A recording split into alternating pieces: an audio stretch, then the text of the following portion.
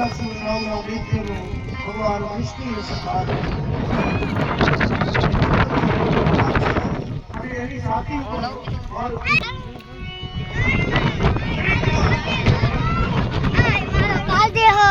મારા પાડ્યો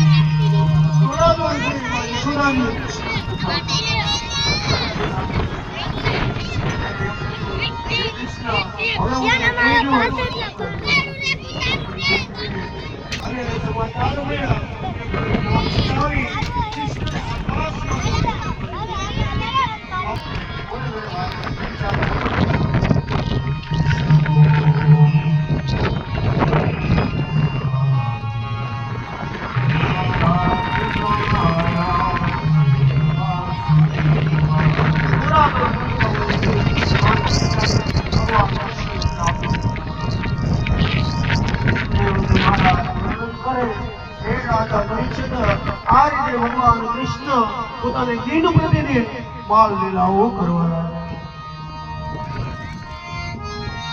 એક દિવસ ભગવાન કૃષ્ણ રમતા હતા અને 4 છોકરીઓ એની બાજુમાં બેઠી હતી.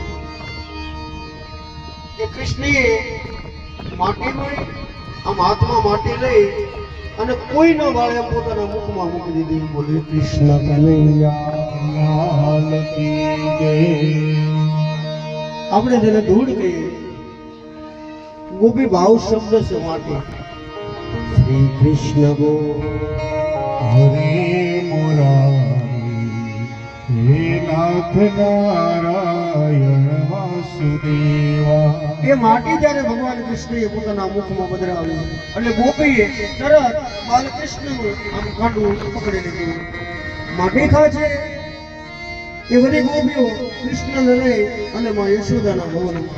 માં આ તારો છોકરો બહુ તોફાની છે, માટી ખાઈ ગયો. ગાયની સેવા મૂકી દોડા દોડા આવી. માએ પણ ધીમે ધીમે આમ તકલી મારી. કૃષ્ણને પૂછી, બેટા માટી ખાધી? જોવા દે તારું મોઢું ખોલ. એ કૃષ્ણ ના પાડે એટલે નહીં માં, મેં માટી નથી ખાધી. ગોપી કહે, માં એ લાલો ખોટું બોલે છે, મોઢું ખોલ. અને એ કૃષ્ણનું મોઢું જોવા માટે માં યશોદાએ જોયું તો કૃષ્ણના મુખમાં આખા બ્રહ્માંડનું માં યશોદાને દર્શન કર્યું. માં યશોદા કઈ સમજે એ પેલા આંખો બંધ કરી.